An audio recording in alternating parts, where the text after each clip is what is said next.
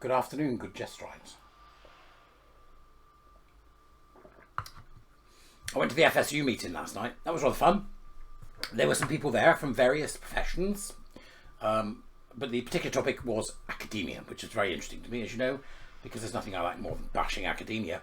And the possibility of doing that has presented itself in such an extraordinary way that I thought it was worthwhile talking to you about it. Now, here we have a situation where the Royal Society, now let's not forget who they are, an august, erstwhile august institution, who are held in the highest of esteem. I mean, this was where Einstein was a club member, you know? Einstein, okay? Einstein and Go-Go, no. So he was a member, famous alumni, people that have achieved extraordinary things. And really what I'm ranting about today is a blog that they put up from a professor who's just joined them, and a professor who I might add deserves to be there. Because the work that they're doing is extraordinary, and they are somebody that in the scientific community I would have the most extraordinary respect for. And they should be able to present what they've done and talk about what they've done and show the progress they're making for humanity, and do so in a way that does not involve this critical social justice cobblers. But the Royal Society, obviously just recognising that it might be a good idea if they awoke from their ent-like sleep and started to pay attention to these blue-haired nutjobs, couldn't help themselves. And apparently, nor could he. So I've written, as usual, a blog thing to go with this. First things before we start proper, press the subscribe button, you know. Then you can hear me do these just a minute rants that go on for far longer than a minute, as often as you want. So they really are dusty, these academic folk, if they think that what they've done is a good thing, because they are getting an absolute whooping. Oh, they've opened up a can of whoop-ass on their Twitter account, to the extent where they've now turned off the replies, right? Because they're so diverse that they just want to hear opinions that make them feel better. You'd think they'd just deleted it and gone, well, that was a screw-up. Oi, don't do that again! Because there's some, you know, twit on the socials called Billy. Get it off! Anyway, but the Royal Society have done this, and it's being done by a chap who's just joined, called Professor Giles Oldroyd, who does extraordinary work in his field. And he was given a grant of $10 million back about 10 years ago by Bill Gates. So this is a man of great achievement who's being trusted with huge amounts of money. Unfortunately, has found himself in the most dreadful position where he seems to be witter on about stuff that you'd expect to hear from your average 18-year-old. It's very strange, but nevertheless, here it is. So I'm going to go through some of it with you. I don't understand what's going on. If you have a look, he's got pictures of, you know, people in dresses posing, and I mean, the most ridiculous nonsense all over the place, with the Royal Society of Biology plastered all over it, and it just strikes me as mad. Now, bear in mind, this is a gay man who's married, and there's a lovely picture of the two of them, him and his husband, on their Twitter account, on his Twitter account, and yet he's fallen to this bizarre, you know, TQ plus hands, knees, mumps, daisy, let's have a drink from the nipples of the septic modern teat, thing like so many clever people have. So I'm mad at him about that, but nowhere near as incandescently full of rage as I am with the Royal Society. So let's go through a bit of it and see. He says, I'm reading from the thing, being a good scientist often requires taking risks. Yes. Thinking outside the box. Being creative. Well, sometimes. Normally you just follow the evidence, but we'll give him that. I know that I am most creative when I'm in environments where I feel safe to be myself. Places where I'm able to express. Here it comes. Places where I'm able to express my queer identity are also the places where I thrive as a scientist. What, nightclubs? Canal Street, you daft bint. Right. Victimhood signalling, corporate speak, and the implication that he's unsafe in the UK in 2022. Right, okay, yeah, we believe you. Not. Right, so he's only in safe places where he can express his queer identity, which of course is a made-up thing, isn't it, by blue-haired straight people. He's like an ageing goth. For God's sake, man, you're in your 50s. Grow up. What the hell? He's only doing it to be down with the blue-red kids, and that's what I thought at first when I started. Well, maybe he's referencing queer theory. Now, you and I know, good viewers, where queer theory takes us and how dark that gets, right alongside the other septic twit septic twin gender ideology, how dark that gets and where it goes. And on the blog, you'll find examples of the deep creepiness of both of those theories. You think he'd be, you know, up on this stuff, but I'm going to give him the Hanlon's razor approach. I always do. Never put down to wickedness that which you can describe as stupidity, because I think it's the fair thing to do. Okay, so let's go to the next excerpt from his text. This lovely text. Again, all the links are in the video thingy. So, growing up LGBTQ plus was not easy. Right, he's in his 50s. I'm older than him, right? I've been around longer than him, and I can assure him, nobody grew up LGBTQ plus in our age group, right? Nobody. You know, he's rewriting history. That's to support the belief system. Queer was a slur. Transsexuals were unbelievably rare, right? And transvestic fetishists kept it in the bloody bedroom. So you wouldn't see them around. They were not wandering around going, look at my cock and tits. No, they weren't, no. And the plus didn't exist. So he's lying, right? So why? You have to ask yourself why. Why is he lying about his own history? And I think it's to be down with the kids. I think he's frightened. And I know how that feels. We all are, right? Because these damn nutters are dangerous. But when older gay men like you and I, if we capitulate to them rather than tell them to fuck off, which is what we should do, this is what happens, right?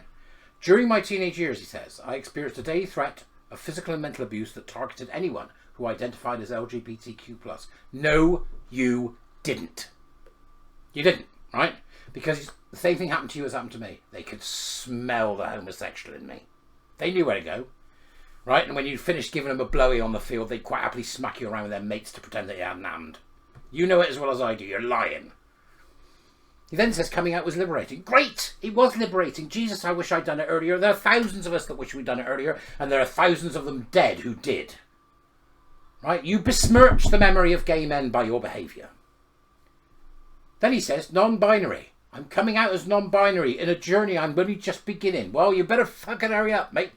Because if your body's as racked with in the inevitability of falling down somewhere and smacking your face when you die so that you die in ignominy while people around you laugh,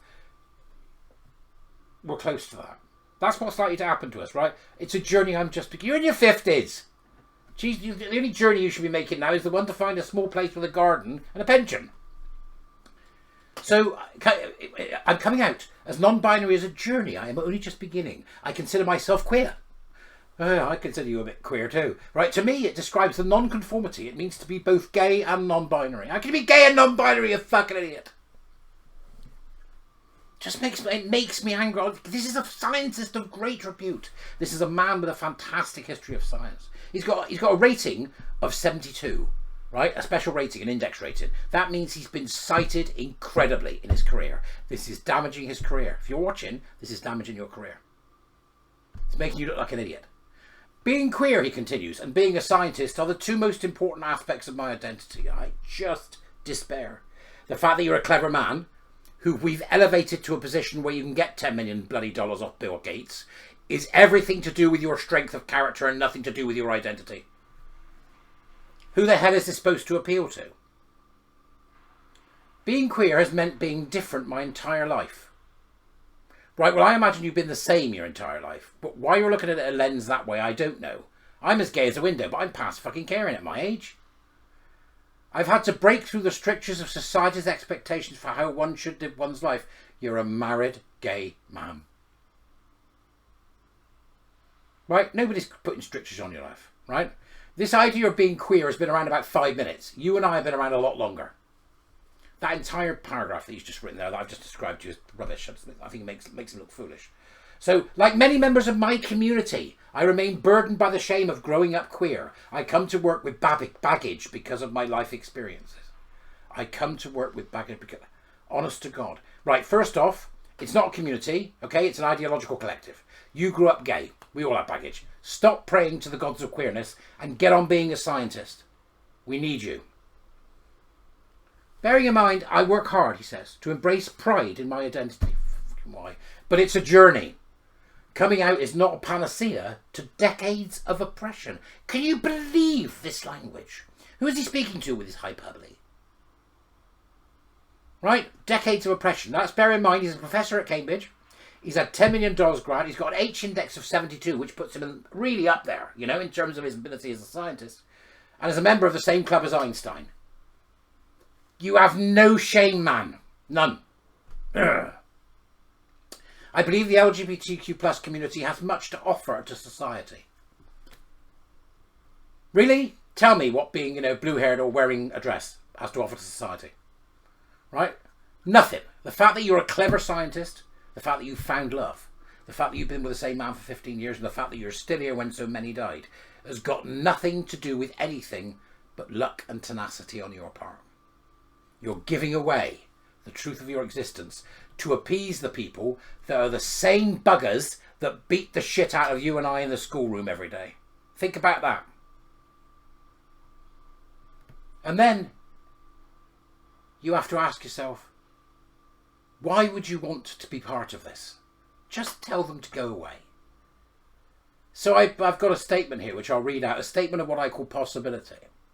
Think about this possibility. You do not identify as gay, you are it. And you know this, and you're lying. You are supporting a homophobic ideology that has colonised and cuckooed its way forwards off the blood, sweat, death and tears of the gay men of our generation. You are complicit in rewriting history, written and created by gay men. The vast majority of whom are now dead, men I knew, who were imprisoned, beaten, persecuted by the state and forced into sterilisation and death. You are supporting the medicalisation and sterilisation of same-sex attracted people by the gender ideology Fruit Loops, blue-haired idiots and unwell people who think they are the opposite sex. You have become that which bullied you as a child, and for that you should be ashamed. So I ask you to consider that statement of possibilities. Because I've looked at what you do as a scientist. Right? And my respect for you is profound. You follow in the footsteps of the likes of Norman Bollock, who gave us dwarf wheat. What you do is important. But you've written this trash heap of a statement. And in doing so, you've sold your integrity, your grasp on reality, your belief in science, and actuality as a gay man into question. And you've done it so that kids won't bully you. You've taken the scraps from the table surrounded by homophobes, critical social justice loons, and others who hate the very specialism you practice, that being STEM. Because STEM must fall, for only the reality is theirs, and you must remember, right, that in that reality, science must be consensus-led. This is the crowing of the equity drones and the descendants of Mao, Pol Pot, and Stalin. Equity. The tyranny of identity. As for the Royal Society, what you've done here, bearing in mind what he says, right, about what he wants to do in the Royal Society. I mean, this is the bit that really gets my goat. He says that we should start recording all of the non-binary and gay people and queer people that come into the Royal Society, because it needs changing. The Royal Society needs to be changed.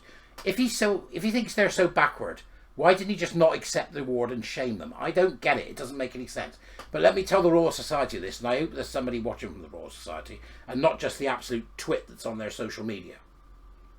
What you have let in is a brilliant scientist who has become a pawn, and who in this article has stated quite clearly the intentions of the critical social justice disruptors to upend your organisation and begin its destruction. Why you did it is moot. It doesn't matter why you did it. How you stop it is vital. For I foresee that your troubles are just beginning. And if you move at the speed of an ant, which academics often do, it takes a very long time to say anything in old entish, then the fight will be over before you even know it. The Royal Society, you need to do something, and you need to do it now. Get these lunatics out of your organisation. Businesses are getting it. Organisations are getting it. The government's getting it. The reckoning is coming. Don't let them in. Science is going to be how we move forward. It always has been. And it needs to be the same as it always has been, because it's the best process we could come up with as humans. You've just made a member of a person who thinks you could be non-binary and gay. That's impossible, because if you believe in gender, you don't believe in sexuality. It's homophobic, and it's profoundly, profoundly regressive. Think on that, good people.